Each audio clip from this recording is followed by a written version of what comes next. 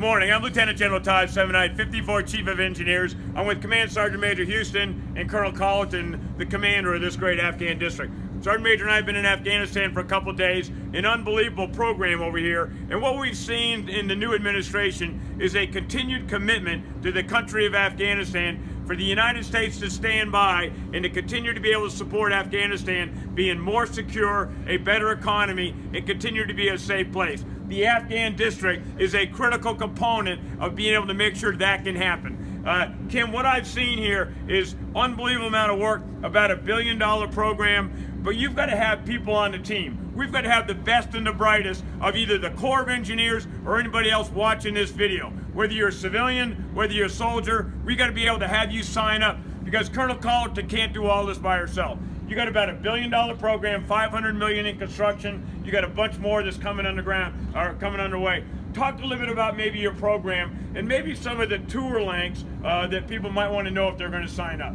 Yes, sir. Sergeant Major, thanks for coming here and showing how important this mission still is and continues to be. And we've been here for 15 years. You know, started in the beginning as FES teams, morphed into 2 districts, and now 1 district that covers the whole SOJOA. But the work is important, and it's important in multiple ways. One, we're still supporting the Afghans and enabling them through facilities. The Afghan Special Forces are growing, they're doubling, and being able to give them platforms from which to launch off of is critical to that counterterrorism fight. As well as U.S. forces. You've heard a lot about the Security Force Assistance Brigade coming in, and really that's going to enable U.S. forces to be persistent, embedded advisors down at the battalion level. We've seen that the Afghans are better when we're right there by their side. They're doing good on their own, but we're continuing to advise and enable them to stay on the offensive.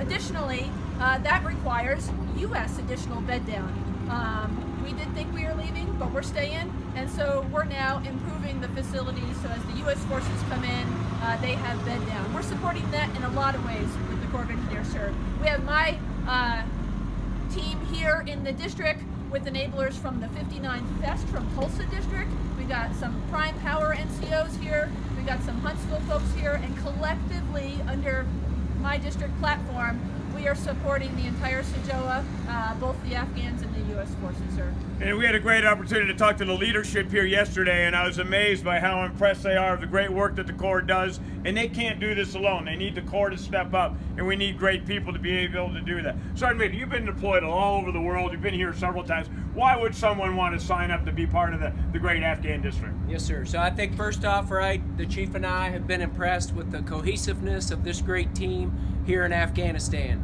And USACE civilians have stood up big throughout the past 15 years, with about 1/3 of all DA civilians coming from the Corps of Engineers. So whether you're a soldier or a civilian, you have an opportunity to come here and support your nation in an expanded role, certainly have input to strategic level projects in support of the defense and the stability of the Afghan country. Sergeant Major talked about the noble reasons to come. We'd want you to come for that. But if you can't do all that, the bottom line is it's also great pay. If you're a civilian, you're going to get paid about 2.5 times of what you get paid in the States. And if you're a leader, a military officer, an NCO, it really builds your resume. When we're looking at promotions, we want people to go to an expeditionary place to be able to lead in harm's way, and people that are here are doing that. So you've heard from the leaders, but I think what's most important, hear from our deployed teammates. The first person we want to talk to is Rose-Margaret. She's from Mobile. She's worked for the Corps for 6 years. She's got 4 children, 5 grandchildren, a spouse of a retired military, so she's been all around the world. Rose-Margaret, so here you got this great family, and you've deployed here to this great district to be able to work. What were some of the things of why you deployed, and what would be a reason that somebody else ought to come over here? It's a good chance to be able to broaden myself, to see what the experiences are, basically to see how that other half was living, like my husband being deployed himself. But this gave me a career opportunity that I not only am an administrative assistant in construction division, but it gives me the opportunity to work with all other facets with contracting in a different nuance, and being able to build off of the experiences that I do have and learn new things, more on the human resources, be able to work with other counterparts from other districts and see their points of view on how this construction is. Bottom line, we all came here for different reasons, but the most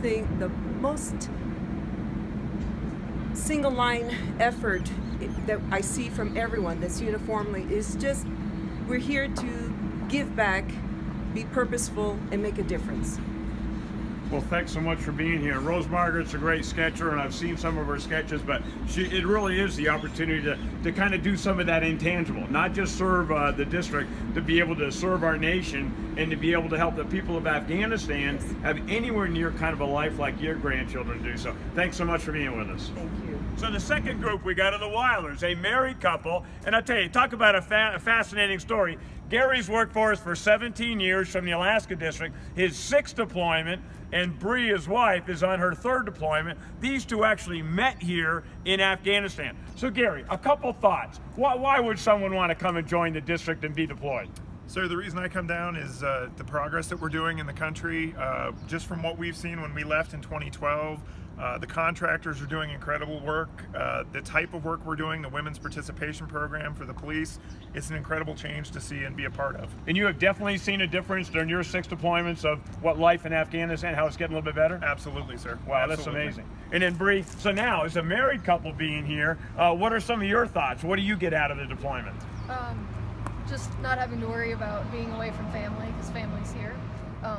The job satisfaction is very high, and the pace of work is really good. And the Corps is a pretty accommodating place. As I understand, you guys actually live together. We took a two-person hooch and made it into a family hooch, and a good way to go. So the bottom line is, just think about coming over here. Something just like the Wylers, the ability to be able to step up, serve your nation, continue to be with somebody you love, but knowing at the end of the day, someday you guys will have kids and you'll have a legacy, and you'll look back and say, maybe we made Afghanistan a little bit better because we took a little bit of our time to be able to help out. So thanks so much for everything you're doing, and thanks for being here, you guys. So the third group we want to talk to today is the leadership team. We need great leaders to be able to make sure that our civilians are taken care of and that we continue to be able to deliver the program. So with me are the leadership team from Kabul. Lieutenant Colonel Flowers is the detachment commander. So Frankie, you're down in Kabul. You got a great civilian team. You're helping develop programs for the Afghan army and the police. What's it like to be a leader and to be able to take care of our civilians and deliver this program in Afghanistan? Well, sir, I'd like to thank you. This is an excellent opportunity for a military officer to come get an opportunity to see another side of the Corps of Engineers, USACE side as opposed to the regiment side. I get to work with civilians, excellent, talented civilians. So it really is a pretty challenging opportunity for you then. It is a challenging opportunity. It's much different than working in a combat engineer unit. Definitely a different role than what a normal role for an engineer officer in the military. And if you're a PMP or if you have other special certifications on the engineer side, it's an excellent opportunity to utilize those certifications. Put those things to work and help build a resume. Yes, sir. Yeah, great. And again, like we do anywhere in the Army, the bottom line is we're going to send a team in. Great officer, great NCO. With me is Master Sergeant Montez. He's actually a policeman down in Savannah, Georgia. He's part of the reserves and came in here to be able to help us out. We need our NCO strength, without a doubt, to be able to make sure that we're disciplined. We've got a set of standards, but we're also taking care of the force protection for our civilians. So for somebody like you now, why would somebody want to come over here to Afghanistan? Well, sir, the opportunities in the reserves are tremendous, but when USACE teams up with the tour of duty process to allow reservists to mobilize and volunteer and diversify his experience, that's just a great thing for Army Reserve NCO. And that's one of the reasons why I took advantage of this opportunity, so that I can diversify my portfolio before taking the next rank. So as I understand too, if you're a reservist and you come over here, only because you only get so many days a year when you're normally deployed, we normally would go to drill. When you come over here, it's about 10 to 1. So you can get almost 10 times the amount of points if you're here on a one-year tour. So it really goes back to this whole idea of why are you here to serve? And it's great to be able to be deployed, but on the other hand, at some given point, we've got to have leadership to be able to make sure that we are taking care of our team. And the two of you are just great examples. A standalone team in the middle of Kabul to be able to make sure that we are delivering that program and we're continuing to be able to take care of our people. So, General Semonite from Afghanistan, the bottom line is we've talked about some of the great opportunities, whether you're a single technician like Rose-Margaret, whether you're like the Wylers, a couple that's over here, or you're like the leaders that are standing side by side. It's important that you come on over to continue to help support our team.